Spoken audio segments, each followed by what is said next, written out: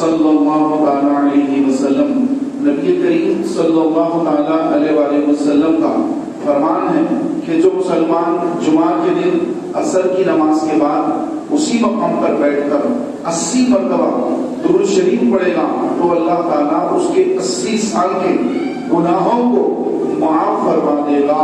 سبحان اللہ۔ ایک مرتبہ بآواز بلند درود پاک پڑھ لیجیے، اللہم صلی علی سیدنا و مولانا محمد وعلی آل سیدنا و مولانا محمد مبارک وسلم، صلاۃ و سلام علیک یا رسول اللہ صلی اللہ تعالی علیہ وسلم۔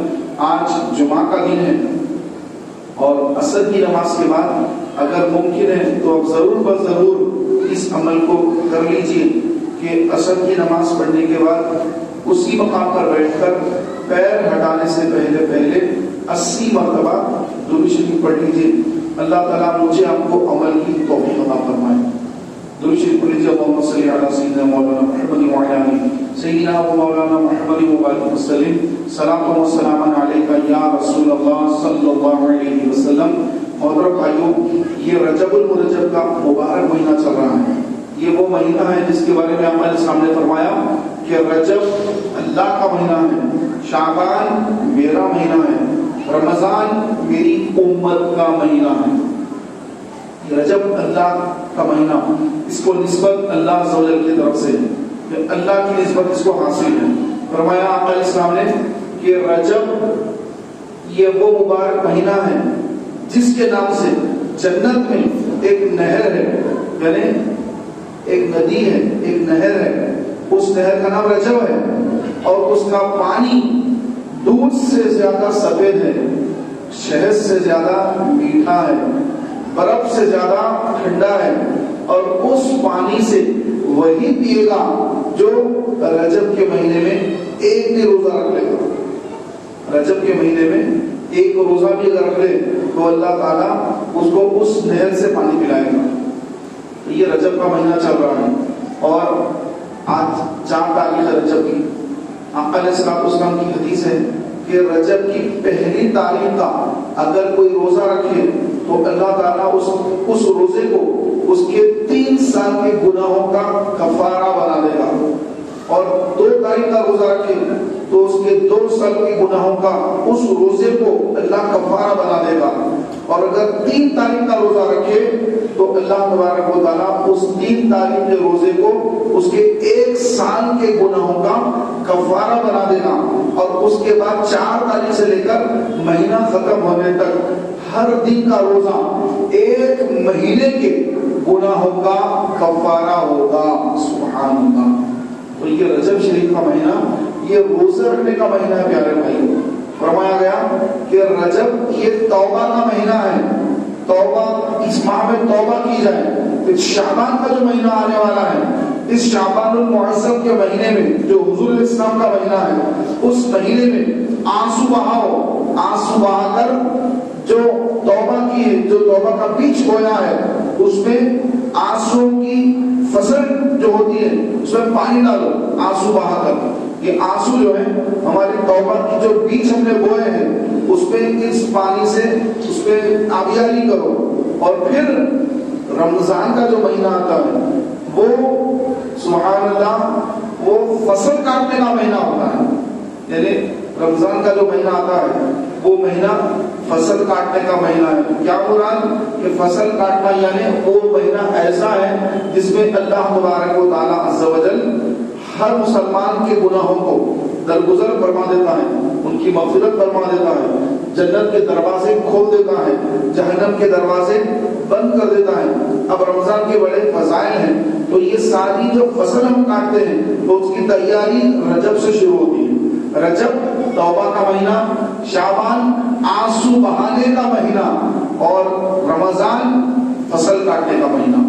تو جیسے جمعہ کی تیاری جمعرات کی عصر کی نماز کے بعد شروع کرنے کا حکم دیا گیا کہ اگر آج جمعہ ہے تو کل کی عصر کی نماز کے بعد اس کی تیاری کرنی ہے کہ میرے کل جمعہ کے کپڑے بہتر ہے یا نہیں، کل میں جمعہ کے دن کیا پہنوں گا، اور جمعے کے دن مجھے غسل کرنا ہے، پانی کا اہتمام کل ہوگا یا نہیں ہوگا۔ تو ساری چیزوں کا انتظام کب سے کر رہے ہیں؟ جمعہ کی تیاری جمعرات کی عصر سے۔ اس لیے فرمایا رمضان کی تیاری रजब के महीने से करना है कि रजब के महीने से रोजे रखने की प्रैक्टिस शुरू कर देना है कि रजब के महीने से रोजे रख रहे हैं, शाबान में भी रोजे रखे।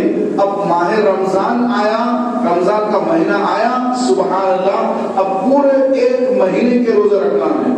क्योंकि आदमी जब रोजा रखना शुरू करता है 2-4, उसकी तबीयत खराब हो जाती है कि रमजान में स्टार्टिंग में पहला रोजा रखा, दूसरा रोजा रखा, तो क्योंकि आदत तो नहीं है रोजा रखने की, तो इंसान पहले दिनों में परेशान होता है। लेकिन जो बंदा रजब से तैयारी कर लेता है, शाबान से तैयारी करता है, यानी रजब के भी रोजे रखता है, शाबान के भी रोजे रखता है, जैसे रमजान आता है तो रोजे रखना उसके लिए बहुत आसान हो जाता है, उसके लिए कोई मुश्किल काम नहीं होता है। तो मेरे प्यारे मोहतरम भाइयों, रजबुल मुरज्जब का ये वो मुबारक महीना है कि जिस महीने में अल्लाह तबारक व तआला अज़्ज़ा व जल ने सवाब भी बढ़ा दिया है और इस माह को हुर्मत वाला महीना फरमाया कि बेशक अल्लाह के नजदीक महीनों की गिनती 12 है, जिनमें 4 महीने हुर्मत वाले हैं। एक रजब, दूसरा ज़िलक़ादा, तीसरा ज़िलहिज्जा और चौथा मुहर्रमुल हराम। ये 4 महीने अल्लाह के पास हुर्मत वाले महीने हैं। इन महीनों में अपनी जानों पे जुल्म न करो, यानी गुनाह न करो। इन महीनों में अपनी जानों पे जुल्म न करो का मतलब क्या? गुनाह न करो, हराम कारियां ना करो। ये अगर इन माह का अदब नहीं करोगे, एहतराम नहीं करोगे, रजब का अदब नहीं करेंगे, ज़िलक़ादा, ज़िलहिज्जा, मुहर्रम का अदब नहीं करेंगे, तो एक गुनाह का अज़ाब दुगुना दिया जाएगा। ये हुर्मत वाले महीने हैं। लेकिन हमारे कई मुसलमान भाइयों की अक्सरियत है कि जो रजब के महीने से वाकिफ नहीं कि रजब अल्लाह का महीना है, रजब हुर्मत वाला महीना है, इस माह में गुनाह करेंगे तो गुनाह का अज़ाब दुगुना होगा, सवाब भी दुगुना है तो गुनाह भी दुगुना है। तो मेरे प्यारे भाइयों, रजबुल मुरज्जब के इस मुबारक महीने की निस्बत से अपने आप को शैतान के शर से बचाएं, नफ्स अम्मारा के शर से बचाएं, गुनाहों को, अपने दामन को गुनाह लगने से बचाएं। ये अल्लाह का महीना है, इस माह का अदब करें, इस माह का एहतराम करें। इस ज़माना जाहिलियत में, इस्लाम से पहले, हुजूर इस्लाम की आमद से पहले कुफ्फार मक्का भी रजब का महीना आता, रजब का अदब करते, रेस्पेक्ट करते और रजब के महीने में जंग नहीं करते। ये रजब अल्लाह का महीना है, इस महीने में हम जंग नहीं करेंगे, जंग और जदाल नहीं करेंगे, लड़ाई झगड़े नहीं करेंगे। ये रजब का महीना है। जब इस्लाम आया, रसूल पाक अलैहिस्सलाम ने जब रजब की हुर्मत बयान करवाई तो रजबुल मुरज्जब को और उजागर कर दिया गया कि मुसलमान उसके बाद रजब के महीने का बहुत मदद करने लग गए। तो ज़माना जाहिलियत से भी अरब के अंदर रजब का एहतराम, रजब का अदब किया जाता था। इस्लाम आने के बाद रसूल पाक अलैहिस्सलाम ने जब रजब के फज़ाइल बयान करवा दिए तो मुसलमानों ने रजब का अदब, एहतराम और बढ़ा दिया। तो मेरे प्यारे भाइयों, इस महीने के अंदर, रजबुल मुरज्जब के महीने में हमें हराम कामों से बचना है, हर हराम फेल से बचना है और तौबा करना है। तौबा करने वाला, हदीस पाक में, तौबा करने वाला ऐसा है जैसे उसने गुनाह किया ही ना हो। अत्ताइबु मिनल ज़ंबि कमन ला ज़ंबला, के गुनाहों से तौबा करने वाला ऐसा है जैसे उसने गुनाह किया ही ना हो। आपने अगर तौबा कर ली तो गोया ऐसे हो गए जैसे गुनाह किया ही नहीं। तो तौबा करना, तौबा किस तरह करना? क्या अपने गालों पर इस तरह से मान लेना तौबा तौबा तौबा, क्या ये तौबा है? नहीं प्यारे भाइयों, तौबा ये है नदामत, ये तौबा है। ये बंदे के अंदर नदामत हो, नादिम हो जाए कि अफसोस कि अल्लाह मैं गुनाह कर लिया, मुझसे गुनाह सरजद हो गया, नादिम हो जाए बंदा कि काम मैंने गलत किया, अल्लाह की बारगाह में शर्मिंदा हो जाए और अल्लाह के हुजूर सिद्ध दिल से, सच्चे दिल से अल्लाह से माफी तलब करे कि ऐ अल्लाह तू मुझे माफ फरमा दे, मुझसे गलती हो गई, मैं शर्मिंदा हूँ, मैं नादिम हूँ, ये मेरी खता है, ये मेरी गलती है, मैं इस गलती को दोबारा नहीं करूंगा, तो मेरी ये गलती को माफ फरमा दे, ये मेरी गलती माफ कर दे, मैं दोबारा ये गलती, ये गुनाह, ये हराम काम नहीं करूंगा। ये तौबा है, दोबारा ना करने का अज़्म का नाम तौबा है। सिर्फ गले पे, गालों पे मार ले रहे हैं, یا پھر جو کچھ صدقہ خیرات کرتے رہے، 2 رکعت نماز توبہ پڑھ رہے ہیں، پھر گناہ چل رہا ہے، تو یہ توبہ نہیں. توبہ کیا ہے کہ بندہ جب توبہ کر لیا پلٹ کے اس گناہ کی طرف دیکھ ہی نہیں، اب میں توبہ کر لیا ختم، اب اس گناہ کی طرف نہیں جاؤں گا، توبہ ہو گئی میری. فرمایا گیا توبہ ایسی ہوتی ہے جیسے گائے کا دودھ ہم دھوتے ہیں، نکالتے ہیں ایک برتن میں، بالٹی میں، برتن میں، گائے کا دودھ بھینس کا دودھ دھو رہے ہیں، بھینس کا دودھ نکال رہے ہیں، گائے کا دودھ نکال رہے ہیں. تو گائے کا دودھ جب نکالتے ہیں تو یہ دودھ جب برتن میں آ جاتا ہے، آنے کے بعد اب ریٹرن واپس نہیں جاتا، آ گیا واپس نہیں جائے گا. تو توبہ ایسی بتائی گئی کہ توبہ ایسی کریں کہ بس توبہ کر لیا تو کر لیا، پلٹ کے گناہ کی طرف جانا نہیں، اس طرف دیکھنا نہیں، اس طرف جانا ہی نہیں، نگاہ اٹھا کے دیکھنا نہیں اس گناہ کی طرف، نہیں میں تو توبہ کر لیا اس گناہ سے، پلٹ کے دیکھوں گا بھی نہیں. یہ توبہ ہوتی ہے. اللہ ہم سب کو نصیب کرے. تو میرے پیارے بھائیوں، یہ وہ مبارک مہینہ ہے جس میں بندے کو توبہ کا حکم دیا گیا کہ تم توبہ کرو، اپنے گناہوں سے توبہ کرو، اللہ سے معافی طلب کرو، اللہ سے استغفار کرو، اپنے سارے گناہوں کو یاد کرو اور یاد کر کے ہر گناہ سے توبہ کرو کہ اللہ تبارک و تعالیٰ یہ اس مبارک مہینے میں توبہ کرنے والوں کی توبہ کو بہت جلدی قبول کرتا ہے. جیسے بندے نے توبہ کی اللہ نے قبول فرما لیا. ویسے تو توبہ کا دروازہ صبح قیامت تک کھلا رہتا ہے، قیامت کا دن جب آئے گا اس دن توبہ کا دروازہ بند ہو جائے گا. کوئی کافر اسلام لانا چاہے نہیں لا سکتا، کوئی شرابی شراب سے توبہ کرنا چاہے نہیں کر سکتا، کوئی بڑے سے بڑا گناہگار اپنے گناہ سے توبہ کرنا چاہے توبہ نہیں کر سکتا. کب تک کر سکتا؟ جب تک توبہ کا دروازہ کھلا ہے. اور توبہ کا دروازہ کب تک کھلا ہے؟ جب تک قیامت قائم نہ ہو جائے توبہ کا دروازہ کھلا ہوا ہے. لیکن ہم قیامت تک جئیں گے کیا؟ ہم قیامت تک جئیں گے نہیں. ہم تو 50 سال 60 سال 70 80 سال 100 سال اگر کوئی جی لے آج کے دور میں تو بہت بڑی بات ہے. ہم تو ان زندگی میں کہاں مل رہی. سرکار اسلام کی امت کو 60 سال کی عمر کے بارے میں بتایا گیا کہ محبوب آپ کی امت کی عمریں 60 سال کی ہوں گی. سرکار اسلام کو پھر مختصر راتیں دی گئی، شب قدر عطا کی گئی کہ 60 سال کی عمر ہوگی، لیکن کچھ راتیں ایسی عطا ہوں گی کہ ان راتوں میں بندہ اللہ کی عبادت کر لے گا تو اس کو ایک رات کے بدلے 1000 مہینوں کی عبادت سے زیادہ اللہ ثواب عطا فرمائے گا.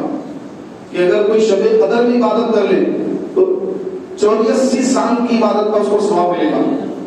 1000 مہینے یعنی 84 ایئرس 84 سال عبادت کرنے کا اس کو ثواب ملے گا.